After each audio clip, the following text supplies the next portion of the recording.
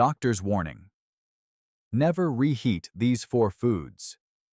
It is a deeply unsettling realization when a common, everyday practice, undertaken with the best intentions of practicality, frugality, and waste reduction, is discovered to be subtly and consistently paving the way for one of the human body's most formidable and deadly adversaries. This scenario may sound alarmingly extreme, but regrettably, it is far from it. A habit that millions, if not hundreds of millions of people engage in weekly, often without a second thought, is the reheating of leftovers. The scientific reality of what transpires within 4 specific food items when heat is applied for a second time is information that a vast majority of individuals will never encounter throughout their lives. The aim here is to illuminate precisely which 4 foods pose the greatest reheating risks, to detail the chemical transformations they undergo within the body upon being re-exposed to heat, and to elucidate the direct correlation between these transformations and one of the cancers with the lowest survival rates in contemporary medicine, pancreatic cancer. The speaker, Dr. Favor Adiemo, asserts that this is crucial knowledge that every individual who prepares meals at home deserves to possess. Having witnessed firsthand the devastation of diagnoses and hearing too many patients lament, "Why did nobody warn me about this sooner?" Dr. Adiemo feels compelled to break the silence. To understand this critical issue, one must first grasp a fundamental biological truth. The pancreas, the organ at the center of this discussion, offers no early warning signs. It does not signal distress through pain, swelling, or any discernible indicator while it is being silently damaged over years, or even decades, through repeated chemical insults. By the time the initial symptoms of pancreatic cancer manifest, such as back pain, jaundice, or unexplained weight loss, the disease has typically been developing for a substantial period. The 5-year survival rate for pancreatic cancer is a starkly low 12%, underscoring that once it announces itself, it rarely offers a second chance. Consequently, prevention is not merely the best strategy, it is the only consistently effective one. And alarmingly, some of the very elements that contribute to this risk are likely residing in refrigerators across the nation, awaiting their turn to be reheated for a subsequent meal. Before delving into the specific foods, a foundational understanding of the chemical processes that occur during reheating is essential. Without this biochemical context, the information might be misconstrued as mere fear-mongering rather than the scientific reality it represents. During the initial cooking of many foods, natural chemical reactions take place. Proteins interact with sugars and are influenced by heat. Nitrogen-containing compounds engage with available amino acids. Fats undergo oxidation. In most instances, the compounds generated during this first cooking phase are produced in quantities that the human body can effectively manage, process, and eliminate. However, reheating fundamentally alters this equation. When heat is applied a second time, a confluence of events occurs. Firstly, any protective antioxidant compounds present in the original food are further degraded or entirely destroyed. The natural biological buffers that would have helped neutralize potentially harmful compounds are gone. Secondly, the chemical reactions that produced minor amounts of carcinogenic compounds during the initial cooking are reactivated and accelerated. Crucially, this occurs without the protective buffering that was present earlier. Thirdly, bacterial activity that may have transpired during cooling and storage will have already initiated the conversion of certain compounds, particularly nitrates found in vegetables, into more reactive and thus more dangerous intermediate forms. Subsequent heating then propels these intermediates into becoming carcinogens. The specific class of compounds of greatest concern from a cancer research perspective are N-nitroso compounds, also known as nitrosamines, and heterocyclic amines. Both of these have been categorized by the International Agency for Research on Cancer, IARC, as probable human carcinogens. Extensive animal studies have provided robust evidence of the carcinogenicity of N-nitroso compounds in multiple organs, with a particular focus on the pancreas. Peer-reviewed scientific literature has identified dietary N-nitroso compounds as a significant pathway through which repeated exposure contributes to an elevated risk of pancreatic cancer. This is not conjecture. It is a well-documented phenomenon in scientific research, directly linked to the foods that will now be identified. The first of these high-risk foods is processed meat, specifically reheated processed meat. This category often leads to a misunderstanding, where people believe they are aware of the dangers, but their understanding is incomplete.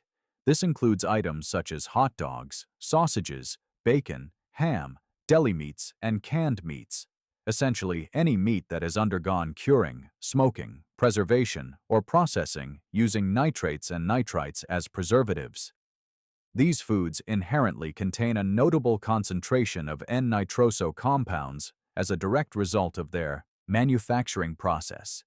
The nitrites used for preservation react with the amines naturally present in meat proteins during processing, thereby forming nitrosamines even before the food reaches the consumer's kitchen. Consequently, when these meats are reheated, one is not starting with a chemically neutral product. Instead, heat is being applied to a food already containing documented carcinogens, and this heat further accelerates the formation of nitrosamines. The intensity of the heat and the duration of exposure directly correlate with the increased production of these reaction compounds.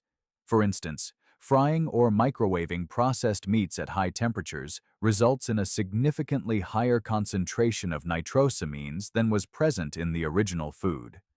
Research investigating this specific mechanism, the link between dietary N-nitroso compounds and pancreatic cancer risk, has demonstrated a strong association between a high intake of these compounds and an elevated risk of pancreatic cancer.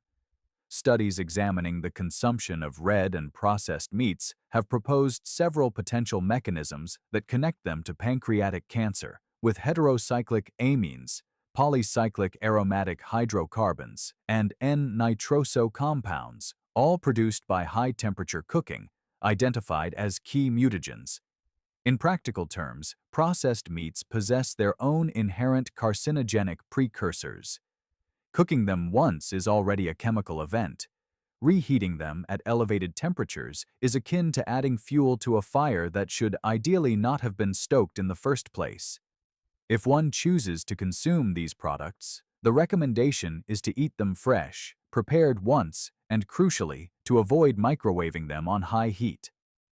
The second food group that presents a significant reheating risk is spinach and other nitrate-rich leafy green vegetables. This often catches people by surprise, as they reach for spinach precisely because of its perceived health benefits. Their intention is to incorporate this nutrient-dense vegetable into their diet, guided by decades of nutritional advice that rightly highlights its rich content of iron, folate, vitamins, and antioxidants. However, by reheating leftover spinach, they inadvertently negate a substantial portion of these nutritional advantages while simultaneously activating the very chemical pathways they aim to avoid. The underlying mechanism involves the naturally occurring nitrates in spinach. In fresh spinach, these nitrates are entirely benign and can even be beneficial for blood pressure and cardiovascular function. However, once spinach is cooked and subsequently cooled, even when stored in the refrigerator, bacterial activity and enzymatic processes within the cooked vegetable begin to convert these nitrates into nitrites. This conversion is an ongoing process during storage, and the longer cooked spinach remains stored, the higher its nitrite content becomes. Upon reheating, two critical reactions occur. Firstly, the heat further drives the formation of nitrites. Secondly, and more critically, this heat also catalyzes a reaction between the generated nitrites and the amino acids present in the spinach, leading to the production of nitrosamines. A study published in the journal Foods specifically cautioned against storing boiled spinach at room temperature for more than 12 hours due to this direct nitrate to nitrosamine conversion pathway. This concern extends to other vegetables that are high in nitrates, including celery, beetroot, kale, and carrots. Celery, in particular, is exceptionally high in nitrates. When celery is incorporated into dishes like soups and stews, which are then repeatedly reheated, a common practice in home cooking, each reheating cycle intensifies the nitrate to nitrite to nitrosamine conversion. The World Health Organization's International Agency for Research on Cancer has confirmed that nitrosamines found in food are established carcinogens linked to gastrointestinal and pancreatic cancers. The irony is profound. The very vegetable being reheated for its purported health benefits is chemically transforming into a substance that actively undermines the protective qualities it is meant to provide. The most straightforward and safest approach is to cook spinach and other leafy greens fresh in quantities that will be consumed immediately. If there are leftovers of cooked spinach, it is advisable to eat them cold, perhaps in a salad the following day, rather than reheating them. Cold temperatures do not promote the nitrosamine-forming reaction, whereas heat does. For those who have diligently followed this explanation, the investment in understanding this critical health information is evident. However, a common trend among viewers is to consume content, find it engaging, but then depart without subscribing, thereby missing out on subsequent vital discussions. If this video resonates with the viewer, if the knowledge about these 4 foods prompts a change in their weekly cooking habits, a subscription is encouraged. This simple action takes only a moment and ensures continued access to important health dialogues. Failure to subscribe often leads to forgetting the channel's existence and missing future crucial conversations.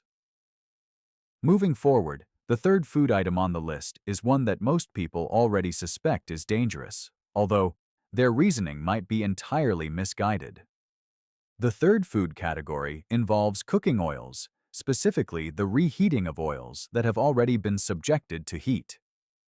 Most individuals possess a vague notion that reusing cooking oil is not ideal. However, the precise chemical reasons behind this and its direct link to cancer risk often remain unclear. When a cooking oil, particularly a polyunsaturated oil such as sunflower, corn, soybean, or canola, is heated to cooking temperatures, a process known as lipid peroxidation is initiated. The double bonds within the polyunsaturated fatty acids react with oxygen and heat, triggering a cascade of oxidized compounds.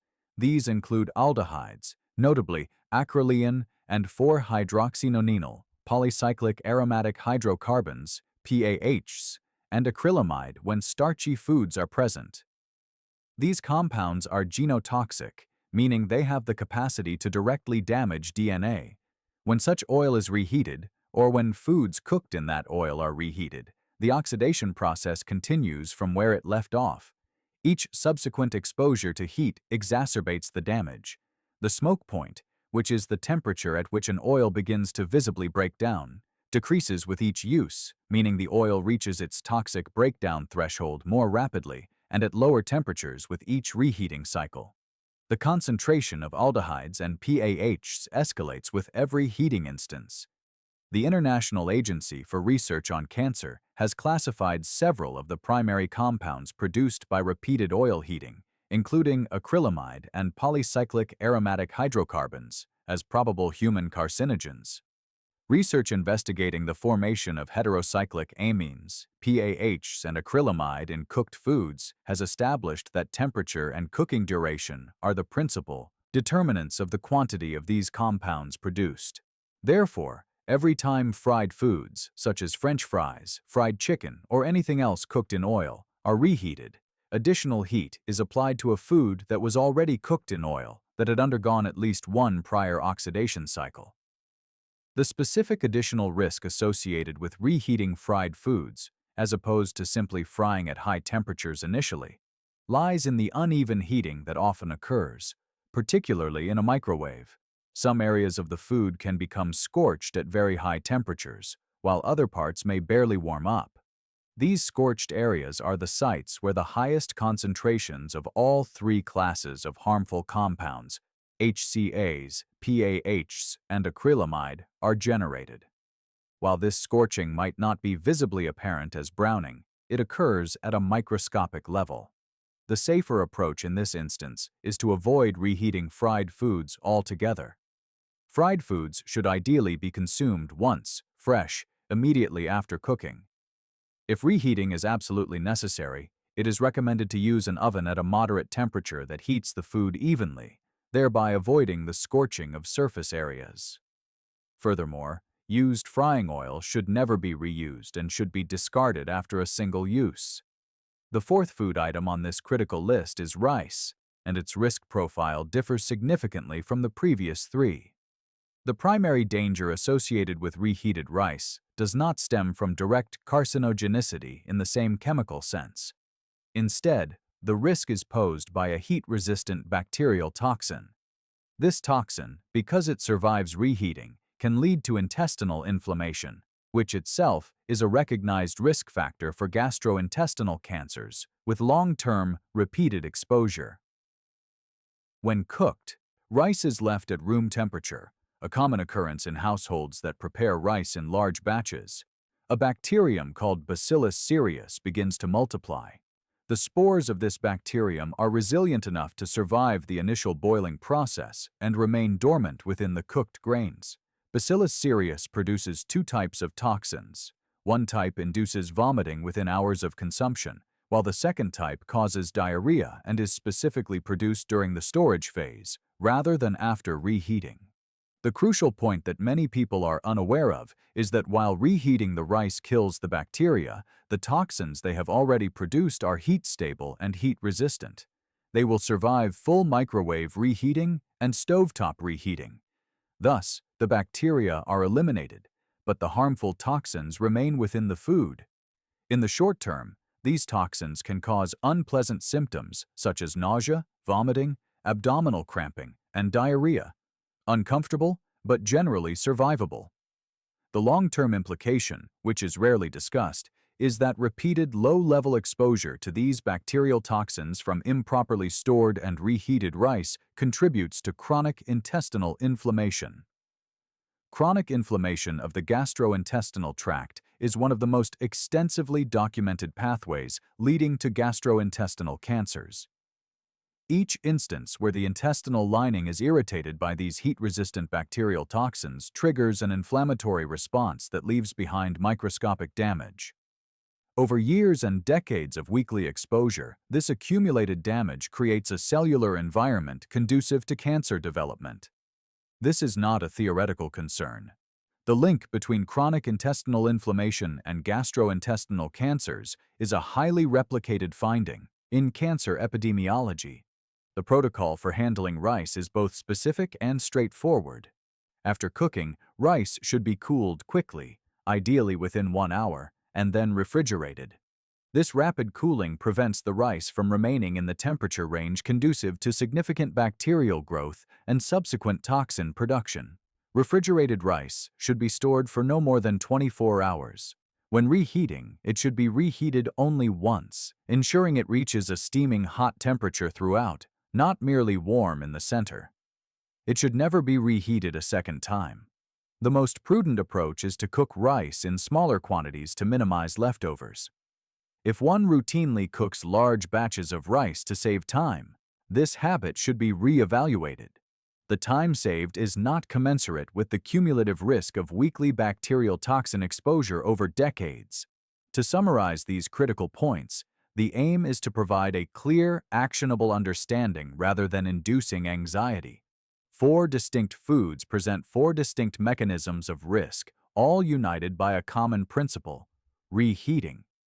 Reheated processed meats yield nitrosamines, specifically N-nitroso compounds, which scientific research has directly linked to pancreatic cancer development and which the IARC classifies as probable human carcinogens. Reheated spinach and other nitrate-rich leafy greens undergo a heat-driven conversion of their natural nitrates into nitrites and subsequently into nitrosamines, a process entirely preventable by consuming them cold or cooking them fresh. Reheated cooking oils and the fried foods prepared in them generate an accumulating burden of aldehydes, polycyclic aromatic hydrocarbons, and acrylamide, genotoxic compounds that directly damage DNA with each subsequent heating cycle, compounding the damage from the last.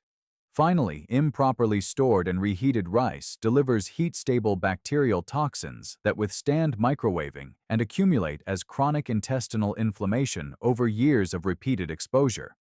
Crucially, none of these insights necessitate a complete overhaul of one's diet or a cessation of food enjoyment. Instead, they call for 4 specific, implementable habit changes. Firstly, never reheat processed meats at high temperatures. Secondly, consume cooked spinach and leafy greens cold the following day rather than reheating them. Thirdly, discard used cooking oil after one use and never reheat fried foods. Fourthly, cool rice quickly. Refrigerate it within an hour and reheat it only once to a steaming hot temperature. Adopting these 4 changes consistently in weekly kitchen routines significantly reduces exposure to specific classes of compounds that researchers and oncologists associate with cancers that have the lowest survival rates. The speaker then invites viewers to engage in the comments section by sharing which of these 4 foods surprised them the most. This question is posed because the responses often reveal the most significant gaps in public health education, thereby shaping future video content. The viewer's comment is emphasized as being more significant than they might realize.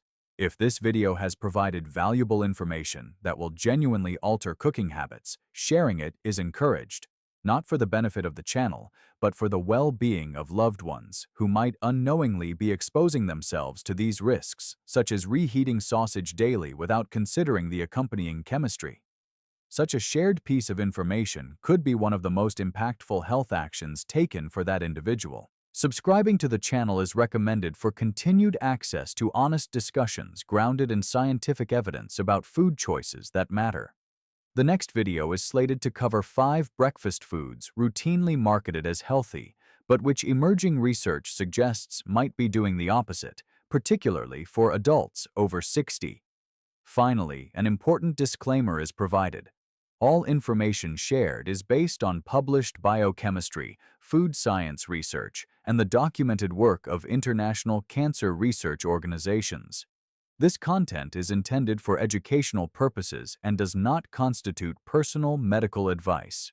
While the link between dietary carcinogens and cancer risk is well established in scientific literature, cancer is a complex disease, and individual risk is influenced by numerous factors not known to the speaker. Anyone with concerns about cancer risk or their diet should consult with their own physician, who is familiar with their medical history. Dr. Favor Adiemo concludes by urging viewers to protect their health with information that is often absent from everyday kitchen practices and looks forward to seeing them in the next video.